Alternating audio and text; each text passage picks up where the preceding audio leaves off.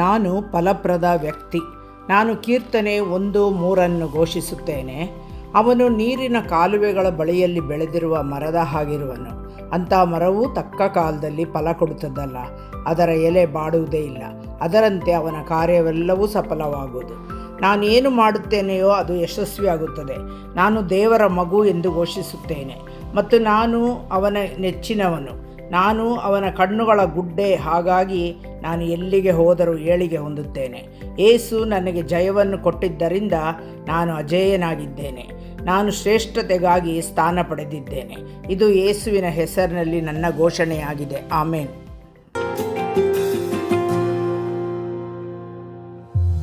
ಯೋಗ್ಯನು ನೀನು ಸ್ತುತಿಗಳಿಗೆ, ಪಾತ್ರನು ನೀನು ಸ್ತೋತ್ರಕ್ಕೆ. ಯೋಗ್ಯನು ನೀನು ಸ್ತುತಿಗಳಿಗೆ, ಪಾತ್ರನು ನೀನು ಸ್ತೋತ್ರಕ್ಕೆ. ಯೆಸಯ್ಯಾ, ಯೆಸಯ್ಯಾ, ಯೆಸಯ್ಯಾ, ಯೆಸಯ್ಯಾ.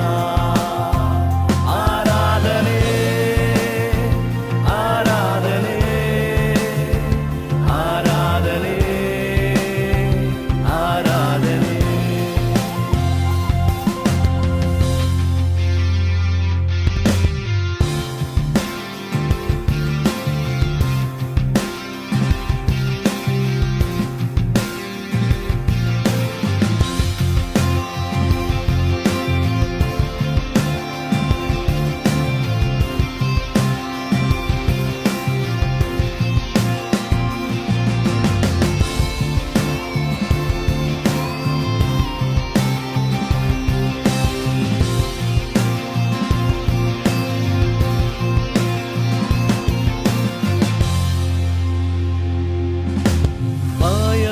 ಭಯಪಡಬೇಡ ಎಂದು ಹೇಳಿದೆ, ಜೊತೆಯಲ್ಲೇ ಇರುವೆ ಎಂದು ಭರವಸೆ ನೀಡಿದೆ. ಭಯಪಡಬೇಡ ಎಂದು ಹೇಳಿದೆ, ಜೊತೆಯಲ್ಲೇ ಇರುವೆ ಎಂದು ಭರವಸೆ ನೀಡಿದೆ. ಯೆಸಯ್ಯಾ, ಯೆಸಯ್ಯಾ, ಯೆಸಯ್ಯಾ, ಯೆಸಯ್ಯಾ. ಆರಾಧನೆ, ಆರಾಧನೆ, ಆರಾಧನೆ, ಆರಾಧನೆ.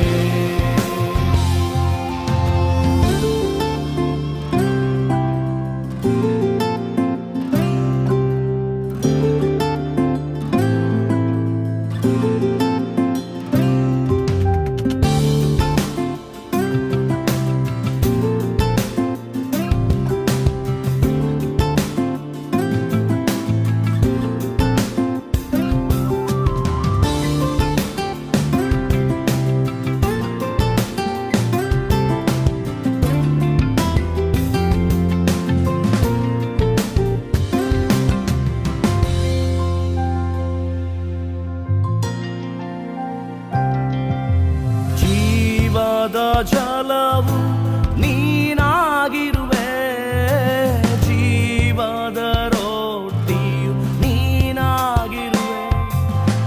ಜೀವದ ಜಲವು ನೀನಾಗಿರುವೆ, ಜೀವದ ರೊಟ್ಟಿಯು ನೀನಾಗಿರುವೆ. ಯೆಸಯ್ಯಾ, ಯೆಸಯ್ಯಾ, ಯೆಸಯ್ಯಾ,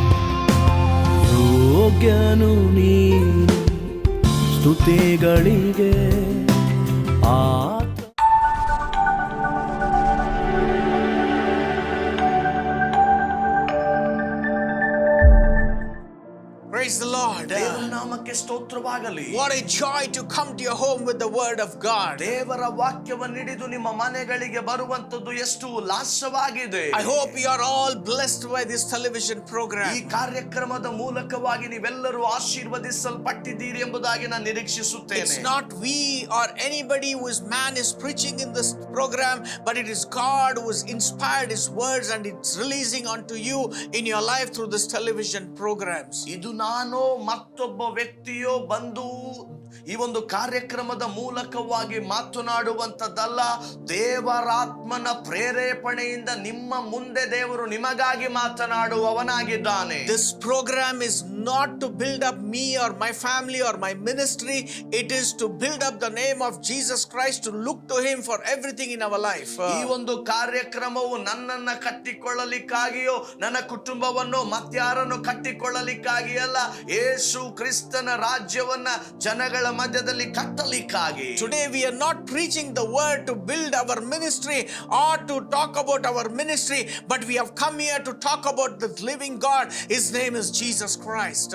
ಈ ದಿನದಲ್ಲಿ ನಾವು ಮಾತನಾಡುವಂತ ಈ ಒಂದೊಂದು ವಾಕ್ಯಗಳು ನಮ್ಮನ್ನ ಕಟ್ಟಿಕೊಳ್ಳಲಿಕ್ಕಾಗಿಯೋ ನಮ್ಮ ಕುಟುಂಬವನ್ನ ಕಟ್ಟಿಕೊಳ್ಳಲಿಕ್ಕಾಗಿಯೋ ಅಲ್ಲ, ಅದಕ್ಕೆ ಬದಲಾಗಿ ದೇವರ ರಾಜ್ಯವನ್ನ ಕಟ್ಟಿ ದೇವರಿಗೆ ಮಹಿಮೆ ಉಂಟಾಗಲಿಕ್ಕಾಗಿಯೇ. Jesus has given us this burden to preach the word, and I believe that Jesus is going to talk to you through his word in this morning. ಯೇಸು ಕ್ರಿಸ್ತನು ವಾಕ್ಯಗಳ ಮೂಲಕವಾಗಿ ಮಾತನಾಡಬೇಕು ಎಂಬುದಾಗಿ ಭಾರವನ್ನು ನಮಗೆ ಕೊಟ್ಟಿದ್ದಾನೆ. ನಾವು ನಂಬುತ್ತೇವೆ ಈ ಒಂದು ವಾಕ್ಯಗಳ ಮೂಲಕವಾಗಿ ದೇವರು ನಿಮ್ಮ ಜೊತೆ ಮಾತನಾಡುತ್ತಾನೆ. Jesus never came to this earth to form a religion called Christianity. ಯೇಸು ಕ್ರಿಸ್ತನು ಕ್ರೈಸ್ತ ಧರ್ಮದ ಸಂಸ್ಥಾಪಕನಾಗಿ ಈ ಲೋಕಕ್ಕೆ ಬರಲಿಲ್ಲ. He never came only for Christians. ಆತನು ಬರೀ ಕ್ರೈಸ್ತರಿಗಾಗಿ ಬಂದವನಲ್ಲ, But he came for every mankind on this earth. ಲೋಕದಲ್ಲಿರುವ ಪ್ರತಿ ಮನುಕುಲಕ್ಕೋಸ್ಕರವಾಗಿ ಆತನು He ಬಂದವನಾಗಿದ್ದಾನೆ. came to save every mankind on this earth. ಈ ಲೋಕದಲ್ಲಿರುವ ಪ್ರತಿ ನರ ಮನುಷ್ಯನನ್ನ ರಕ್ಷಿಸಲಿಕ್ಕಾಗಿ ಆತನು ಬಂದನು. And the Bible says he left heaven, he came down to this earth as a man. ಸತ್ಯವೇದ ಹೇಳ್ತದೆ, ಆತನು ಪರಲೋಕವನ್ನ ತ್ಯಜಿಸಿ ಪರಲೋಕವನ್ನ ಬಿಟ್ಟು ಭೂಲೋಕಕ್ಕೆ ಆತನು ಮನುಷ್ಯನಾಗಿ ಬಂದನು. Bible says that Jesus is the son of the living God. ಯೇಸು ಕ್ರಿಸ್ತನು ಜೀವಿಸುವ ದೇವ ಕುಮಾರನು ಎಂಬುದಾಗಿ ಸತ್ಯವೇದ ಹೇಳ್ತದೆ.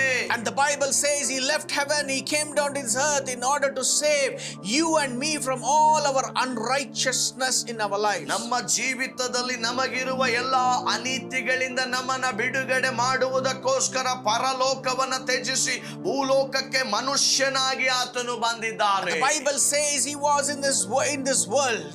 ಯೇಸು ಕ್ರಿಸ್ತನು ಈ ಲೋಕದಲ್ಲಿ ಇದ್ದನು ಎಂಬುದಾಗಿ ಸತ್ಯವೇದ ಹೇಳ್ತದೆ. He went and preached the word. ಆತನು ಹೋಗಿ ವಾಕ್ಯಗಳನ್ನ ಪ್ರಸಂಗ ಮಾಡಿದನು. He went out and raised the dead. ಆತನು ಹೊರಗಡೆ ಹೋಗಿ ಸತ್ತವರನ್ನ ಎಬ್ಬಿಸಿದನು. He went out and healed the sick. ಆತನು ಹೊರಗಡೆ ಹೋಗಿ ಅಸ್ವಸ್ಥರಾಗಿರುವವರಿಗೆ ಸೌಖ್ಯ ಮಾಡಿದನು. He went out and casted out the demons. ಆತನು ಹೊರಗಡೆ ಹೋಗಿ ದೆವ್ವ ಪೀಡಿತರನ್ನ ಬಿಡುಗಡೆ ಮಾಡಿದನು. He did all those miracles in this world. ಈ ಲೋಕದಲ್ಲಿ ಆತನು ಎಲ್ಲಾ ಅದ್ಭುತಗಳನ್ನ ಮಾಡಿದನು. In order to show that he was the son of the living God. ಆತನು ಜೀವಿಸುವ ದೇವ ಕುಮಾರನು ಎಂಬುದಾಗಿ ತೋರಿಸಲಿಕ್ಕಾಗಿ ಈ ಕಾರ್ಯಗಳನ್ನ ಮಾಡಿದನು. In order to show that he was the son of the living God who left heaven, he came down to this earth in order to save the mankind. ಮನುಷ್ಯ ಕುಮಾರರುಗಳನ್ನ ಮನುಷ್ಯ ಕುಮಾರ್ತೆಯರನ್ನ ರಕ್ಷಿಸಲಿಕ್ಕೋಸ್ಕರ ಪರಲೋಕವನ್ನ ತ್ಯಜಿಸಿ ಭೂಲೋಕಕ್ಕೆ ಮನುಷ್ಯನಾಗಿ ಬಂದನು. But people did not believe in him. ಆದರೆ ಜನಗಳು ಆತನ ಮೇಲೆ ನಂಬಿಕೆ ಇಡಲಿಲ್ಲ. People did not receive him. ಜನಗಳು ಆತನನ್ನ ಸ್ವೀಕಾರ ಮಾಡಲಿಲ್ಲ. His miracles did not talk about him that he was the son of the living God. ಆತನು ಮಾಡಿದ ಅದ್ಭುತಗಳು ಆತನು ಜೀವಿಸುವ ದೇವ ಕುಮಾರನೆಂಬುದಾಗಿ ಆತನ ಕುರಿತಾಗಿ ಮಾತನಾಡಲಿಲ್ಲ. People rejected him even though he was the king of kings and the lord of lords. ಆತನು ಕರ್ತನ ಕರ್ತನು ರಾಜಾದಿ ರಾಜನು ಆಗಿದ್ದರು. ಜನರು ಆತನನ್ನ ತಿರಸ್ಕಾರ ಮಾಡಿದರು. People never believed in the miracles of Jesus. ಯೇಸು ಮಾಡಿದ ಅದ್ಭುತಗಳ ಮೇಲೆ ಜನರು ನಂಬಿಕೆ ಇಡಲಿಲ್ಲ. Jesus did good things. ಯೇಸು ಒಳ್ಳೆಯ ಕಾರ್ಯಗಳನ್ನ ಮಾಡಿದನು. He said good things. ಆತನು ಒಳ್ಳೆಯ ವಿಷಯಗಳನ್ನ ಹೇಳಿದನು. But people rejected him. ಆದರೆ ಜನಗಳು ಆತನನ್ನ ತಿರಸ್ಕಾರ ಮಾಡಿದರು. But they made him to die, put him on the cross. ಆತನು ಶಿಲುಬೆಯ ಮೇಲೆ ಹಾಕಲ್ಪಡುವಂತೆ ಮಾಡಿದರು. They nailed him on the cross. ಆತನನ್ನ ಶಿಲುಬೆಯಲ್ಲಿ ಮೊಳೆಯನ್ನ ಹೊಡೆದರು. Jesus shed his blood on the cross. ಯೇಸು ಕ್ರಿಸ್ತನು ಶಿಲುಬೆಯಿಂದ ರಕ್ತ ಸುರಿಸಿದನು. All because he did good things. ಏನು ಕಾರಣ ಎಂಬುದಾಗಿ ನೋಡುವುದಾದ್ರೆ ಆತನು ಒಳ್ಳೆಯದನ್ನ ಮಾಡುವವನಾಗಿದ್ದ. But people never recognize him as the Lord and Savior. ಜನಗಳು ಆತನನ್ನ ರಕ್ಷಕನು ಕರ್ತನು ಆಗಿ ಗುರುತು ಹಿಡಿಯಲಿಲ್ಲ. The Bible says he died.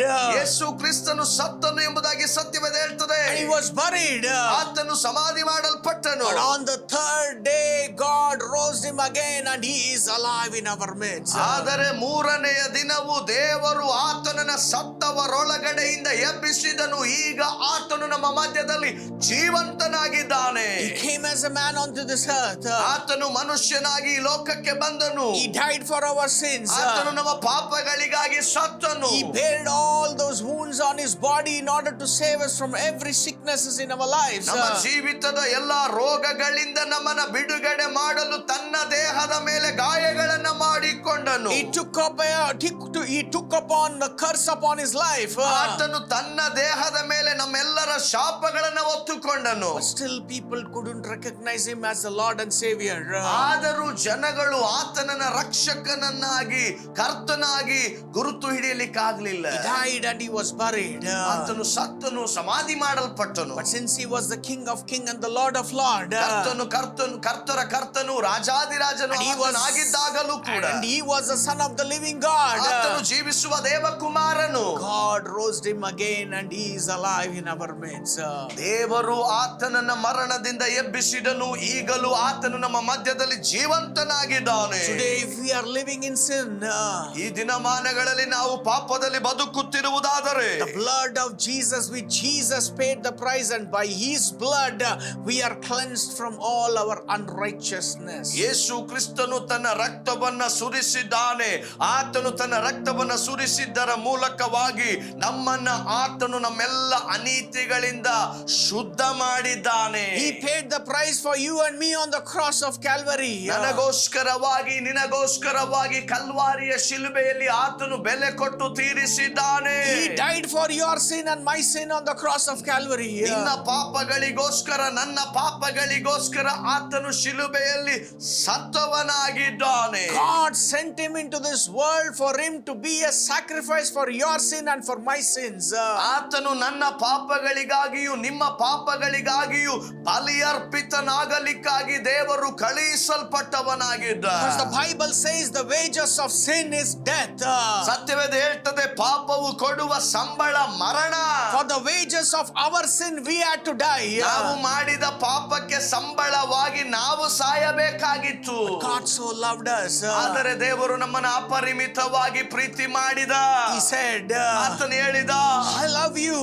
ನಿನ್ನನ್ನು ಪ್ರೀತಿಸುತ್ತೇನೆ. I care for you. ನಾನು ನಿನ್ನ ಕುರಿತಾಗಿ ಕಾಳಜಿ ಉಳ್ಳವನಾಗಿದ್ದೇನೆ. I don't want you to die for your sins. ನಿನ್ನ ಪಾಪಗಳಿಗಾಗಿ ನೀನು ಸಾಯೋದು ಬೇಕಾಗಿಲ್ಲ. But one perfect sacrifice. ಒಂದೇ ಒಂದು ಪರಿಪೂರ್ಣವಾದ ಬಲಿದಾನ. That I will make my son to die on the cross of Calvary. ನನ್ನ ಮಗನಾದ ಯೇಸುವು ಕಲ್ವಾರಿಯ ಶಿಲುಬೆಯಲ್ಲಿ ಸಾಯುವ ಹಾಗೆ ನಾನು ಮಾಡುತ್ತೇನೆ. He will pay the price for your sin and for my sin. ಆತನು ನಿಮ್ಮ ಪಾಪಗಳಿಗಾಗಿ ನನ್ನ ಪಾಪಗಳಿಗಾಗಿ ಬೆಲೆ ಕಟ್ಟುವವನಾಗಿದ್ದಾನೆ. That's why Jesus died on the cross of Calvary. ಅದಕ್ಕಾಗಿಯೇ ಯೇಸು ಕ್ರಿಸ್ತನು ಕಲ್ವಾರಿಯ ಶಿಲುಬೆಯಲ್ಲಿ ಸತ್ತನು. Today we proudly say that we have this we inherit the kingdom of God because Jesus died for our sins and we were cleansed from all our unrighteousness. ಇಂದು ನಾವು ಒಂದು ಹೊಗಳಿಕೆಯಿಂದ ಹೆಮ್ಮೆಯಿಂದ ಹೇಳುತ್ತೇವೆ, ಅಂದು ಯೇಸು ಕ್ರಿಸ್ತನು ಕಲ್ವಾರಿಯ ಶಿಲುಬೆಯಲ್ಲಿ ನನ್ನ ಎಲ್ಲಾ ಪಾಪಗಳಿಗಾಗಿ ಆತನು ಯಜ್ಞಾರ್ಪಿತನಾದ ಕಾರಣ ನನ್ನನ್ನು ಆತನು ಎಲ್ಲಾ ಅನೀತಿಗಳಿಂದ ಬಿಡುಗಡೆ ಮಾಡಿದ್ದಾನೆಂಬುದಾಗಿ ಹೇಳುತ್ತೇವೆ. The sins what you and I committed, Jesus paid the price. ನಾನು ನೀನು ಮಾಡಿದ ಪಾಪದ ನಿಮಿತ್ತ ಯೇಸು ಕ್ರಿಸ್ತನು ಬೆಲೆ ಕಟ್ಟಿ ತೀರಿಸಿದ್ದಾನೆ. He died for our sins. ನಮ್ಮ ಪಾಪಗಳಿಗಾಗಿ ಆತನು ಸತ್ತನು. He purchased us through His precious blood, and through the blood we are cleansed, and we become a new person, and we become the children of God. ತನ್ನ ರಕ್ತದ ಮೂಲಕವಾಗಿ, ತನ್ನ ಅಮೂಲ್ಯವಾದ ರಕ್ತದ ಮೂಲಕವಾಗಿ ಆತನು ನಮ್ಮನ್ನ ಕೊಂಡುಕೊಂಡಿದ್ದಾನೆ.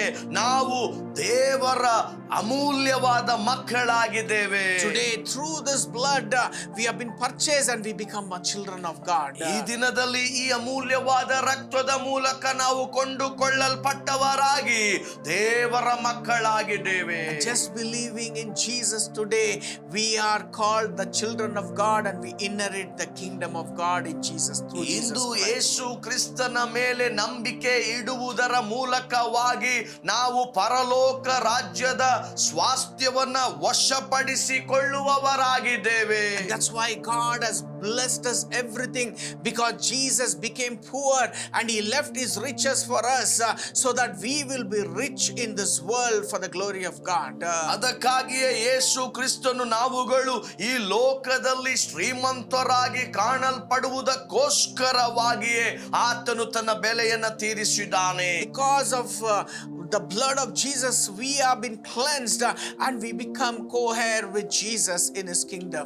ಯೇಸು ಕ್ರಿಸ್ತನ ರಕ್ತದ ಮೂಲಕವಾಗಿ ನಾವು ರಕ್ಷಿಸಲ್ಪಟ್ಟವರಾಗಿರುವ ಕಾರಣ ಪರಲೋಕ ರಾಜ್ಯದಲ್ಲಿ ಆತನೊಂದಿಗೆ ನಾವು ಪಾಲುಗಾರರು ಆಗಿದ್ದೇವೆ. Today God's plan is being fulfilled, and God's name is being glorified, because Jesus left heaven and came down to this earth in order to save you and me from all our unrighteousness. ಇಂದು ನನ್ನನ್ನು ನಿನ್ನನ್ನು ನನ್ನ ನಿಮ್ಮ ಅನೀತಿಗಳಿಂದ ಬಿಡುಗಡೆ ಮಾಡಲಿಕ್ಕೋಸ್ಕರವಾಗಿ ಯೇಸು ಕ್ರಿಸ್ತನು ಧರೆಗಿಳಿದು ಬಂದ ಕಾರಣ ದೇವರ ಉದ್ದೇಶವನ್ನ ಆತನು ಪರಿಪೂರ್ಣಗೊಳಿಸಿದವನಾಗಿದ್ದಾನೆ. You are the children of God. ನೀವು ದೇವರ ಮಕ್ಕಳು. And God wants you to see the blessings of him in your life, in every walk of your life. ನಿಮ್ಮ ಜೀವಿತದ ಪ್ರತಿ ಹೆಜ್ಜೆಯಲ್ಲಿಯೂ ದೇವರ ಆಶೀರ್ವಾದಗಳನ್ನ ನೀವು ನೋಡುವವರಾಗಿರಬೇಕು. And he is a God, he will bless the work of your hands in your land, and he will make you to be a blessing for the kingdom of God.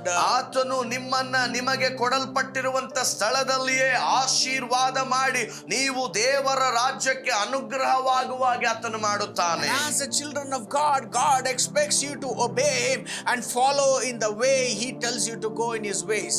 ದೇವರ ಮಕ್ಕಳಾಗಿರುವಂತ ನಾವುಗಳು ನಮಗೆ ಯಾವ ಮಾರ್ಗದಲ್ಲಿ ಹೋಗಲಿಕ್ಕಾಗಿ ಆತನು ಹೇಳುತ್ತಾನೋ ಆ ಮಾರ್ಗದಲ್ಲಿ ಹೋಗುವುದಕ್ಕಾಗಿ ನಾವು ವಿಧೇಯರಾಗಬೇಕೆಂದು ಎದುರು ನೋಡುತ್ತಾನೆ. Because he has purchased you through his son's blood, and he wants you to be his obedient children and to inherit every blessings in your life. ಯಾಕಂದರೆ ಆತನು ನಿಮ್ಮನ್ನ ತನ್ನ ಸ್ವಂತ ಪುತ್ರನ ರಕ್ತದ ಮೂಲಕವಾಗಿ ಕೊಂಡುಕೊಂಡವನಾಗಿದ್ದಾನೆ. ನೀವು ಆತನ ಸ್ವಾಸ್ಥ್ಯದೊಂದಿಗೆ ಪಾಲುಗಾರರಾಗಲು ಆತನು ನಿಮ್ಮನ್ನ ಅಪೇಕ್ಷಿಸುವವನಾಗಿದ್ದಾನೆ. Deuteronomy 28:9 says, ಧರ್ಮೋಪದೇಶ ಕಾಂಡ 28ನೇ ಅಧ್ಯಾಯದ 9ನೇ ವಚನ ಹೇಳುತ್ತದೆ, the Lord will bless you as his holy people. ನೀವು ಆತನಿಗೋಸ್ಕರವಾದ ಮೀಸಲಾದ ಜನರಾಗಿರುವ ಕಾರಣ ನಿಮ್ಮನ್ನ ದೇವರು ಆಶೀರ್ವದಿಸುತ್ತಾನೆ. The Lord will establish you as his holy people. ದೇವರು ತಾನೇ ನಿಮ್ಮನ್ನ ಸ್ವಕೀಯ ಪ್ರಜೆಗಳನ್ನಾಗಿ ನೇಮಿಸಿದ್ದಾನೆ. As he promised you on oath.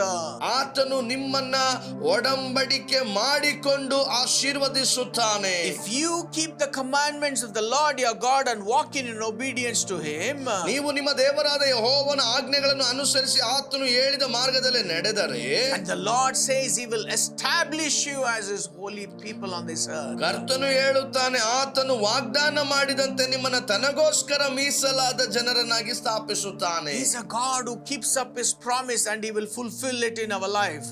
ಈಗ ವಾಗ್ದಾನವನ್ನ ಹಿಡಿದುಕೊಂಡು ವಾಗ್ದಾನವನ್ನ ನೆರವೇರಿಸುವ ದೇವರ ಆತನಾಗಿದ್ದಾನೆ. Even the promise what he promised to Father Abraham, even today those promises are being fulfilled in our life, in every walk of our lives. ಅಬ್ರಹಾಮನ ಮೇಲೆ ಉಂಟಾದಂತ ವಾಗ್ದಾನಗಳು ಇಂದು ನಮ್ಮ ಜೀವಿತದಲ್ಲಿಯೂ ನಮ್ಮ ಪ್ರತಿಯೊಂದು ಕಾರ್ಯಗಳಲ್ಲಿಯೂ ಈಗಲೂ ನೆರವೇರುವಂತವುಗಳಾಗಿವೆ. The Lord will establish you as his holy people as he promised you on the oath.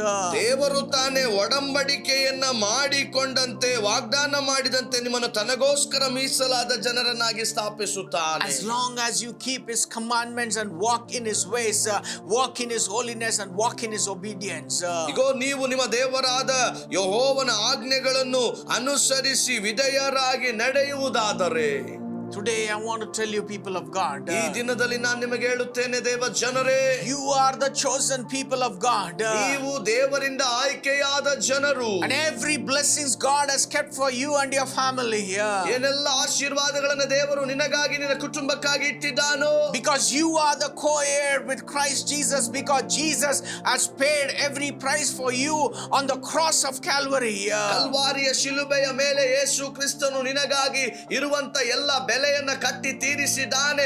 ನೀವು ಯೇಸು ಕ್ರಿಸ್ತನೊಂದಿಗೆ ಆತನ ಸ್ವಾಸ್ಥ್ಯದಲ್ಲಿ ಪಾಲುಗಾರರು. God will establish you as His holy people on this earth. ದೇವರು ಮೀಸಲಾದ ಜನರನ್ನಾಗಿ ನಿಮ್ಮನ್ನ ಆತನು ಪ್ರತ್ಯೇಕಿಸಿಕೊಳ್ಳುತ್ತಾನೆ. As long as you're walking in His holiness, walking in His obedience, and being faithful for His work. ಆತನ ವಿಷಯದಲ್ಲಿ ಪರಿಶುದ್ಧರಾಗಿಯೂ ಆತನ ವಿಷಯದಲ್ಲಿ ವಿಧೇಯರಾಗಿಯೂ ನೀವು ನಿಮ್ಮ ಜೀವಿತದಲ್ಲಿ ನಡೆಯುವವರಾದರೆ. Today, as your family, God is telling to you, to your family, as even as you're watching, God will make you to be established and He will bless your family. ಇವತ್ತು ದೇವರು ನಿನಗೂ ನಿನ್ನ ಕುಟುಂಬಕ್ಕೂ ಹೇಳಿದಂತದ್ದನ್ನ ನೀನು ಅನುಸರಿಸಿ ನಡೆಯುವುದಾದರೆ ದೇವರು ನಿನ್ನನ್ನು ನಿನ್ನ ಕುಟುಂಬವನ್ನು ಆಶೀರ್ವದಿಸುತ್ತಾನೆ. And all the people on the earth, the 10th verse, it says, all the people on the earth will see that you are called by the name of the Lord. 10ನೇ ವಚನ ಹೇಳ್ತದೆ, ಭೂಮಿಯಲ್ಲಿರುವ ಎಲ್ಲ ಜನರು ನಿಮ್ಮನ್ನು ಯೆಹೋವನ ಜನರೆಂದು ತಿಳಿದುಕೊಂಡು ನಿಮಗೆ ಭಯಪಡುತ್ತಾರೆ. People will fear you because God's hand is upon you and your family. ನಿನ್ನ ಮೇಲೆಯೂ ನಿನ್ನ ಕುಟುಂಬದ ಮೇಲೆಯೂ ದೇವರ ಕರವು ಇರುವ ನಿಮಿತ್ತ ಜನಗಳು ನಿಮಗೆ ಭಯಪಡುತ್ತಾರೆ. Today you might be seeing people and you might be fearing, but the time is coming. God will make people to fear you because He has called you by His name. ಇಂದು ಜನಗಳನ್ನ ನೋಡಿ ನೀನು ಭಯಪಡುತ್ತಾ ಇರುವವನಾಗಿರಬಹುದು.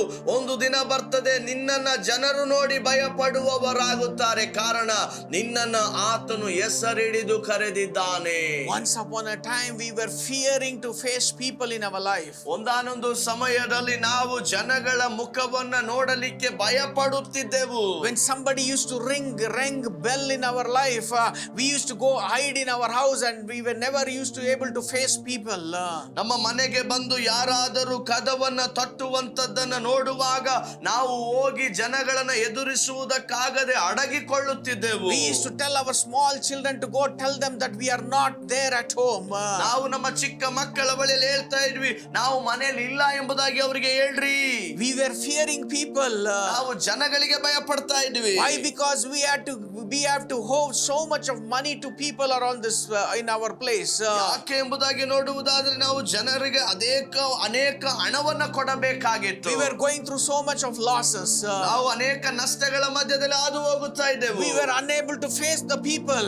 ನಾವು ಜನಗಳನ್ನ ನೋಡ್ಲಿಕ್ಕೆ ಆಗ್ತಾ ಇರ್ಲಿಲ್ಲ ಮುಖಾಮುಖಿಯಾಗಿ. Every day we used to fight in front of the people. We used to have fights in front of our house. ನಮ್ಮ ಮನೆಯ ಮುಂದೆ ಜಗಳವು ನಡೆಯುತ್ತಾ ಇತ್ತು. And that was the condition of our lives. ಅದುವೇ ನಮ್ಮ ಜೀವಿತದ ಒಂದು ಸ್ಥಿತಿಯಾಗಿತ್ತು. Because we were unable to face the people. ಯಾಕಂದರೆ ಜನಗಳನ್ನ ನಮ್ಮಿಂದ ನೋಡ್ಲಿಕ್ಕೆ ಆಗ್ತಾ ಇಲ್ಲ, ಎದುರಿಸ್ಲಿಕ್ಕೆ ಆಗ್ತಾ ಇಲ್ಲ. Time came. ಸಮಯ ಬಂತು. God changed every circumstances in our life. ನಮ್ಮ ಜೀವಿತದ ಎಲ್ಲ ಸನ್ನಿವೇಶಗಳನ್ನ ದೇವರು ಬದಲಾವಣೆ ಮಾಡಿದ. Because we walk in that obedience. ಯಾಕಂದರೆ ನಾವು ಆ ವಿಧೇಯತ್ವದಲ್ಲಿ ನಡೆದೆವು. We hold on to the word of God. ದೇವರ ವಾಕ್ಯವನ್ನ ಹಿಡಿದುಕೊಂಡೆವು. We walked in the holiness with God. ದೇವರೊಂದಿಗೆ ಪರಿಶುದ್ಧ ಜನಾಂಗವಾಗಿ ನಡೆದೆವು. Things began to change and God made us a blessing in the kingdom of God. ಸ್ಥಿತಿಗತಿಗಳು ಬದಲಾದವು. ದೇವರ ರಾಜ್ಯದಲ್ಲಿ ಆಶೀರ್ವಾದವಾಗಿ ನಮ್ಮನ್ನ ಇಟ್ಟನು. The people whom we were fearing, God changed every circumstances and people started fearing to us because God made us as a head, never as a tail in our life. ನಾವು ಯಾರಿಗೆಲ್ಲ ಭಯಪಡುತ್ತಾ ನಡೆಯುತ್ತಾ ಇದ್ದೆವು, ಇಗೋ ದೇವರು ನಮ್ಮನ್ನ ಅವರು ಭಯಪಟ್ಟು ನಡೆಯುವ ಹಾಗೆ ಮಾಡಿದ ಕಾರಣ ಆತನು ನಮ್ಮನ್ನ ತಲೆಯಾಗಿಡುತ್ತಾನೆ ವಿನಃ ಬಾಲವನ್ನಾಗಿ ಅಲ್ಲ. That's what God is going to do in your life too. ಅದನ್ನೇ ದೇವರು ನಿಮ್ಮ ಜೀವಿತದಲ್ಲಿಯೂ ಮಾಡುತ್ತಾನೆ. Today you might be afraid of those people. ಇಂದು ಅಂತ ಜನಗಳ ವಿಷಯದಲ್ಲಿ ನೀವು ಬಹಳ ಭಯವುಳ್ಳವರಾಗಿರಬಹುದು. Today, many people who are watching this program, you might be afraid to face people because of so much of problems, so much of debts which is going through in your life. ಇಂದು ಕಾರ್ಯಕ್ರಮವನ್ನು ವೀಕ್ಷಿಸುತ್ತಾ ಇರುವಂತ ನೀವುಗಳು ಅನೇಕ ಸಾಲಗಳನ್ನ ಮಾಡಿಕೊಂಡಿರುವ ನಿಮಿತ್ತ ಜನಗಳಿಗೆ ಮುಖ ಕೊಟ್ಟು ಎದುರಿಸಲಿಕ್ಕೆ ಆಗದೇ ಇರುವ ಸನ್ನಿವೇಶ ಇರಬಹುದು. Time is coming for you in your life. ನಿನ್ನ ಜೀವಿತದಲ್ಲಿ ನಿನಗಾಗಿರುವ ಸಮಯವು ಬರ್ತಾ ಇದೆ. God will make you to be a blessing in the kingdom of God. ದೇವರ ರಾಜ್ಯದಲ್ಲಿ ದೇವರು ನಿನ್ನನ್ನು ಆಶೀರ್ವಾದವಾಗಿ ಮಾರ್ಪಡಿಸುತ್ತಾನೆ. You are not going to fear, but people are going to fear you. ನೀವು ಜನರಿಗೆ ಭಯಪಡುವವರಾಗುವುದಿಲ್ಲ, ಜನರು ನಿಮಗೆ ಭಯಪಡುತ್ತಾರೆ. Because God is going to release His blessing upon you, and He will bless the work of your hands in your lives. ಅದಕ್ಕಾಗಿ ದೇವರು ನಿಮ್ಮನ್ನ, ನಿಮ್ಮ ಕಾರ್ಯಗಳನ್ನ ದೇವರು ಆಶೀರ್ವದಿಸುತ್ತಾನೆ. ನಿಮ್ಮ ಕೈ ಕಾರ್ಯಗಳನ್ನ ಆತನ ಆಶೀರ್ವದಿಸುತ್ತಾನೆ. No more failures in your life. ಮತ್ತೆ ನಿಮ್ಮ ಜೀವಿತದಲ್ಲಿ ಸೋಲುಗಳು ಇರೋದಿಲ್ಲ. No more rejections in your life. ನಿಮ್ಮ ಜೀವಿತದಲ್ಲಿ ತಿರಸ್ಕಾರ ಇರೋದಿಲ್ಲ. Because God has called you by name. ದೇವರು ನಿಮ್ಮನ್ನ ಹೆಸರಿಡಿದು ಕರೆದಿದ್ದಾನೆ. Jesus has paid the price for you and your family. ಯೇಸು ನಿಮಗಾಗಿ, ನಿಮ್ಮ ಕುಟುಂಬಕ್ಕಾಗಿ ಬೆಲೆಯನ್ನ ಕೊಟ್ಟಿದ್ದಾನೆ. And He's brought a great riches and blessing in your life. ಅದಕ್ಕಾಗಿ ದೇವರು ಕಾರ್ಯಗಳನ್ನ ಬರ ಮಾಡುವಾಗ ಎಷ್ಟು ಸಮೃದ್ಧಿಯು, ಎಷ್ಟು ಸಂಪನ್ನತೆ, ಆಶೀರ್ವಾದ ಇದಾಗಿರ್ತದೆ. You and your family will be a blessing for the kingdom of God. ನೀವು ಮತ್ತು ನಿಮ್ಮ ಕುಟುಂಬವು ದೇವರ ರಾಜ್ಯಕ್ಕೆ ಆಶೀರ್ವಾದವಾಗಿರುತ್ತೀರಿ. Because Jesus loves you. ಯೇಸು ನಿಮ್ಮನ್ನ ಪ್ರೀತಿಸುತ್ತಾನೆ. Let's pray right now. ಈಗ ನಾವು ಪ್ರಾರ್ಥನೆ ಮಾಡೋಣ. Father, we thank you, Lord, for this wonderful time, O God. ತಂದೆಯಾದ ದೇವರೇ, ಒಂದು ಉತ್ತಮವಾದ ಸಮಯಕ್ಕಾಗಿ ನಿನ್ನನ್ನು ವಂದಿಸುತ್ತೇವೆ. You are a God who was established as your holy people of God. ದೇವರೇ, ನಮ್ಮನ್ನ ನಿನ್ನ ಸ್ವಕೀಯ ಜನರಾಗಿ, ನಮ್ಮನ್ನ ಪರಿಶುದ್ಧ ಜನಾಂಗವಾಗಿ ಮಾಡಿದವ ನೀನು ಸ್ವಾಮಿ. You have established as your holy people on this earth, O God. ನಮ್ಮನ್ನ ನಿನಗೆ ಮೀಸಲಾದ ಜನರನ್ನಾಗಿ ನೇಮಿಸಿದ್ದೀಯ ಸ್ವಾಮಿ. And you have promised and oath that you will make us to be a blessing in the kingdom of God. ನೀವು ದೇವರ ಆ ಒಂದು ಒಡಂಬಡಿಕೆಗೆ ಒಳಪಟ್ಟವರಾಗಿರುವಾಗ ದೇವರ ರಾಜ್ಯದಲ್ಲಿ ಆಶೀರ್ವದಿಸಲ್ಪಟ್ಟಿರುತ್ತೀರಿ. Lord, since you have called us and you have chosen us out of this world, today we believe and we claim that everybody will fear us because you have called us by name. ದೇವರೇ, ಈ ಲೋಕದಿಂದ ನಮ್ಮನ್ನು ಆರಿಸಿಕೊಂಡು ನಮ್ಮನ್ನ ಹೆಸರಿಡಿದು ಕರೆದಿದ್ದೀಯ. ನಾವು ಜನಗಳಿಗೆ ಭಯಪಡುವುದಿಲ್ಲ, ಜನರು ನಮಗೆ ಭಯಪಡುವವರಾಗಿರುತ್ತಾರೆ. Jesus, we welcome you because you have paid the price for me on the cross of Calvary. Lord, I want you to make my Lord and Savior in my life. ಯೇಸು ಕರ್ತನೇ, ಇಗೋ ನಿನ್ನನ್ನ ನಾನು ನನ್ನ ಜೀವಿತದ ರಕ್ಷಕನನ್ನಾಗಿ, ಒಡೆಯನನ್ನಾಗಿ ನಾನು ಮಾಡಿಕೊಳ್ಳುತ್ತೇನೆ. Lord, come into my life. ನನ್ನ ಜೀವಿತದ ಒಳಗಡೆ ನೀನು ಬಾ ಸ್ವಾಮಿ. As my Lord and Savior. ನನ್ನ ಕರ್ತನು, ನನ್ನ ರಕ್ಷಕನಾಗಿ ಬಾ. From today onwards, ಇಂದಿನಿಂದ I want to follow you, Jesus. ನಾನು ನಿನ್ನನ್ನು ಹಿಂಬಾಲಿಸುತ್ತೇನೆ ಯೇಸುವೇ. Because you died for my sins. ಯಾಕಂದರೆ ನೀನು ನನ್ನ ಪಾಪಗಳಿಗಾಗಿ ಸತ್ತಿದ್ದಿ. For me, for my family to be blessed. ನನಗಾಗಿಯೂ ನನ್ನ ಕುಟುಂಬವು ಆಶೀರ್ವದಿಸಲ್ಪಡ್ಲಿಕ್ಕಾಗಿಯೂ ಮಾಡಿದ್ದಿ. Thank you, Lord, for the sacrifice you paid for me. ದೇವರೇ, ನನಗಾಗಿ ನೀನು ಮಾಡಿದಂತ ಒಂದು ಬಲಿದಾನಕ್ಕಾಗಿ ನಿನಗೆ ವಂದಿಸ್ತೇನೆ. Thank you, Lord, for speaking to me in my life today. ನನ್ನ ಜೀವಿತದೊಂದಿಗೆ ನನ್ನಲ್ಲಿ ನೀನು ಈ ದಿನದಲ್ಲಿ ಮಾತನಾಡಿದಕ್ಕಾಗಿ ವಂದಿಸ್ತೇವೆ. We give you glory, we give you honor. ದೇವರೇ, ನಿನಗೆ ಮಹಿಮೆ ಮತ್ತು ಘನತೆಯನ್ನು ಕೊಡುತ್ತೇವೆ ಸ್ವಾಮಿ. In Jesus' name. ಯೇಸುವಿನ ನಾಮದಲ್ಲಿ ಪ್ರಾರ್ಥಿಸುತ್ತೇವೆ ತಂದೆಯೇ. Amen. God bless you. ದೇವರು ನಿಮ್ಮನ್ನು ಆಶೀರ್ವದಿಸಲಿ. If you have been blessed through this television program, ಈ ಒಂದು ಕಾರ್ಯಕ್ರಮದ ಮೂಲಕವಾಗಿ ನೀವು ಆಶೀರ್ವದಿಸಲ್ಪಟ್ಟಿದ್ದೀರಿ. we want to hear from you. ನಾವು ನಿಮ್ಮ ಮೂಲಕವಾಗಿ ಸಾಕ್ಷಿಗಳನ್ನು ಕೇಳಬೇಕು. If you have any prayers, do call us on the number. We want to pray for you in your life. ನಿಮಗೆ ಪ್ರಾರ್ಥನಾ ಮನವಿಗಳು ಏನಾದರೂ ಇರುವುದಾದರೆ ಬರುತ್ತಿರುವ ಈ ದೂರವಾಣಿ ಸಂಖ್ಯೆಗೆ ಕರೆ ಮಾಡಿರಿ. God bless you. ದೇವರು ನಿಮ್ಮನ್ನು ಆಶೀರ್ವದಿಸಲಿ.